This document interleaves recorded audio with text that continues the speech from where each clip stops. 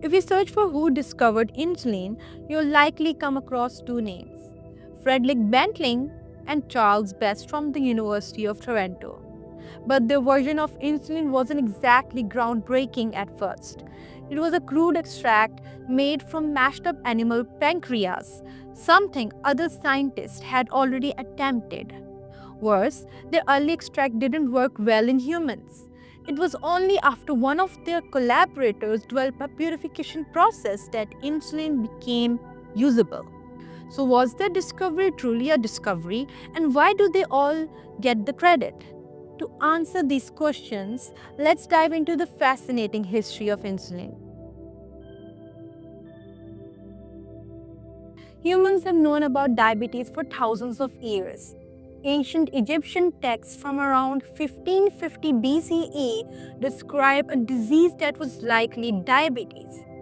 Similarly, ancient Indian medical writings from over 2 millennia ago mention symptoms like excessive thirst and urination. The term diabetes itself comes from ancient Greece, meaning to siphon or to flow. Later in the 17th century, a Scottish physician added mellitus from the Latin word for honey to describe the sweet taste of a diabetic's urine. Yes, you heard that right. Tasting urine was once a diagnostic tool. Early treatments focused on reducing glucose in the urine, primarily through diet.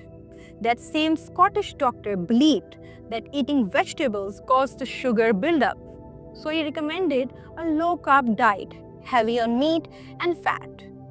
By the 19th century, doctors could diagnose diabetes, but still didn't understand its underlying causes. To understand how insulin was discovered, we need to take a quick detour into the physiology. In the mid-1800s, French physiologist Claude Bernet discovered glycogen, a starchy substance in the liver that produces glucose. This explained why people could have glucose in their urine even without eating carbs. Then in 1869, a medical student named Paul Langerhans noticed something unusual in the pancreas. Most of the pancreas is made up of acinar cells, which produce digestive enzymes. But Langerhans also found small clusters of cells scattered throughout the organ, which we now call the islets of Langerhans. These islets became the focus of intense research. What did they do?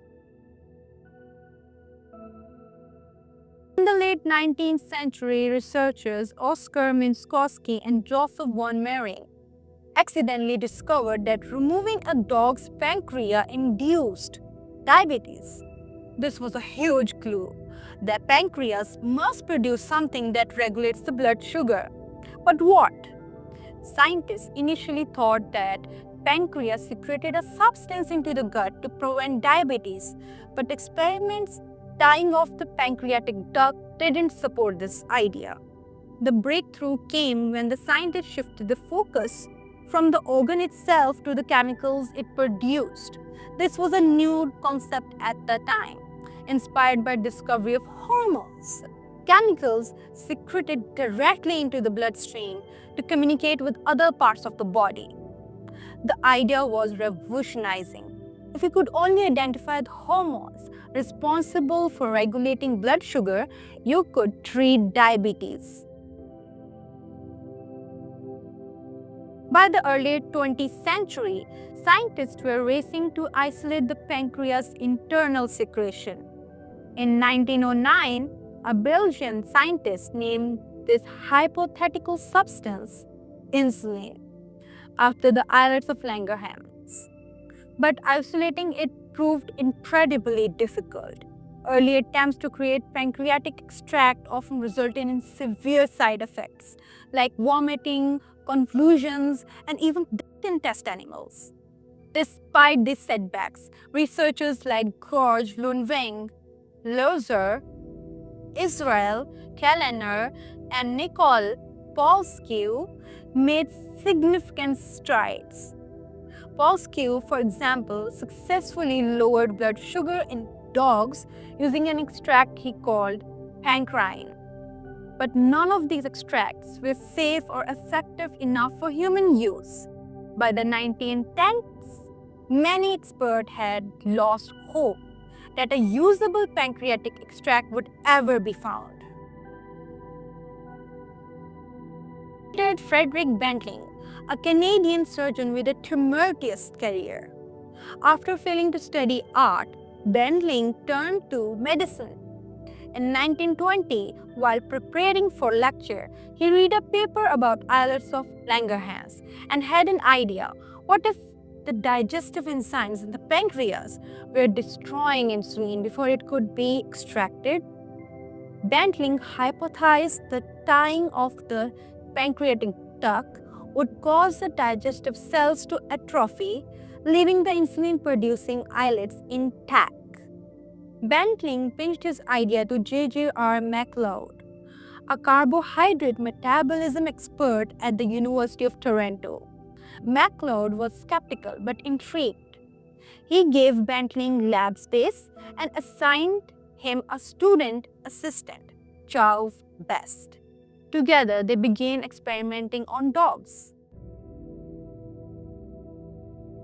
Banting's and Best's early experiments were fraught with challenges.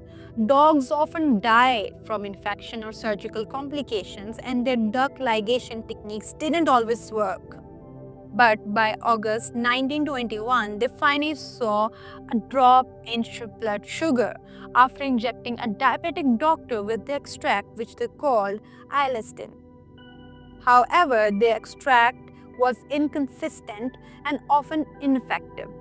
To make matters worse, Banting's original hypothesis that duct ligation was necessary was proven wrong when they found that whole pancreas extract also worked. This was a turning point.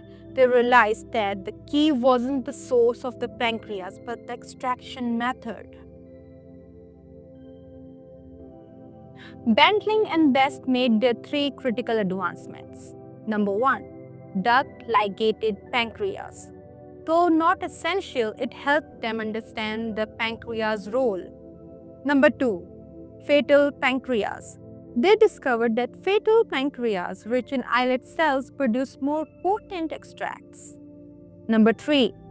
Alcohol extraction. Switching to alcohol-based extraction increased the potency of the insulin. These innovations allowed them to create an extract that kept diabetic dogs alive for months, but their work wasn't far from over. The final piece of the puzzle came from James Collip, a biochemist who joined the team in late 1921. Collip developed a purification technique that made the extract safe for human use. By precipitating insulin out of the solution using alcohol, he created a purer, more effective product. In January 1922, Banting and Best tested the extract on Leonard Thompson, a 14-year-old boy dying of diabetes. The first injection had little effect, but the second dose of Collip's purified extract drastically lowered Thompson's blood sugar. He went on to live for many more years, becoming one of the first people saved by insulin. Soon, other patients began receiving insulin with similarly miraculous results.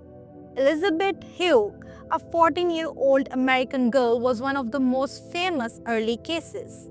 After starting insulin therapy, she gained weight and regained her health, living to the age of 73. By 1922, the Toronto team had published their findings and introduced the world to insulin. Their impact was immediate and profound. For the first time, diabetes was no longer a sentence. The discovery of insulin not only saved countless lives, but also paved the way for modern hormone-based therapies. So while Banting and Best didn't discover insulin in isolation, their work was a crucial part of the process. They built on decades of research, overcame countless obstacles, and ultimately changed the course of medical history. Thank you so much for watching. Don't forget to subscribe to my channel, press the bell icon button. Thank you.